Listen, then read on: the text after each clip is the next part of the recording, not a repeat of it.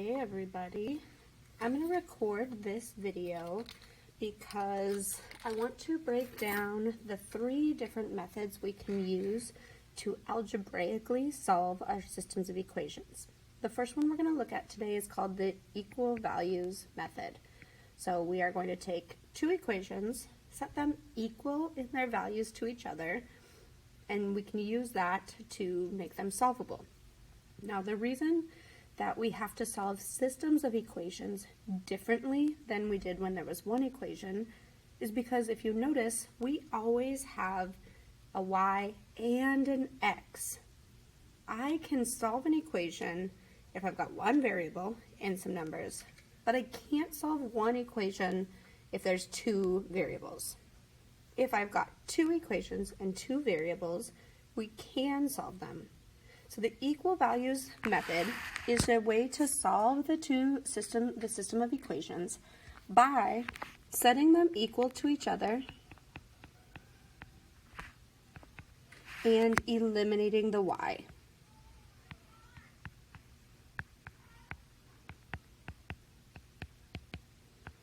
Here are the steps. We're going to go through steps 1 through 6. You'll fill in the work with me, and then at the end I'll have you write a summary. Instruction 1 says, given 2 linear equations, make sure that both of them are in y equals mx plus b form. We worked with this in the last lesson. If you need to change around or rearrange your equations by using the inverse operations, do that first. In this case, our 2 equations from up here are already in y equals mx plus b form, so we're good to go on that one. In step 2, it says equate both equations to each other. Equate is equals. So if you notice, they both have a y equals.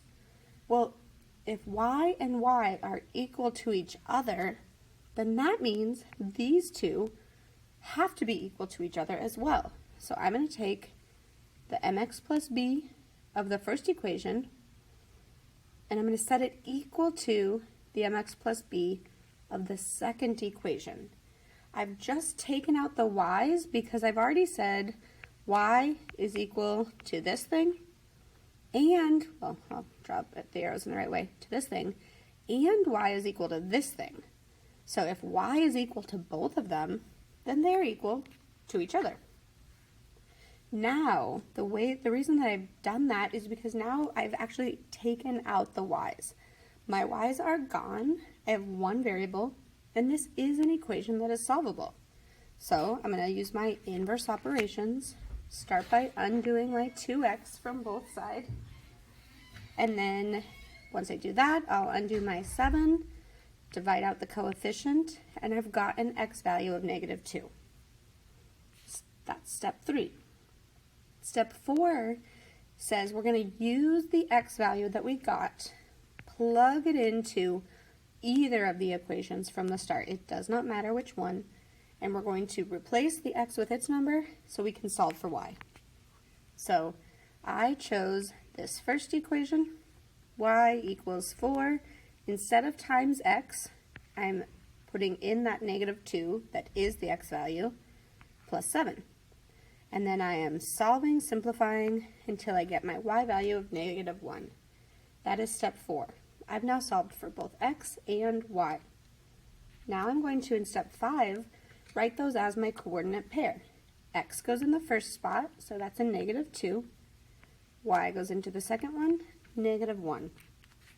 -2, comma, -1 is my solution. That's my answer. And now I'm going to check it. Please spend some time here because a lot of people struggled with this in the last story and quiz. I have an x and a y. I'm going to plug those values into my original equations. So instead of y equals, it's -1 equals blah, blah, blah.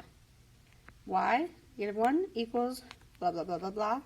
And then what I'm doing is, number -1, that's all there is there, so that just stays. But I have to do my order of operations and simplify all of this. It does prove that it ends up at -1, which is the same and true. Same thing down here.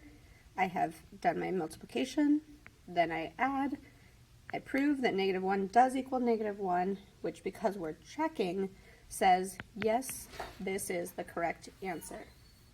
And now, for the final step, I'd like you to think of all the things that we just did and write 1 to 3 sentences explaining the idea of this. After you do that, flip to the back, and you're going to try a couple problems on your own. Excuse me. So here's number 1. I've taken each equation, set it equal to each other. Now my y's are gone, and now I'm going to go ahead and do my solving. So I'll get rid of my x's, go on. As soon as you get an x equals down here, you're going to plug that back into one of the original ones to find your y. You do not need to check your answers for these problems, but do look online at the key to make sure you got the answers correct before moving on.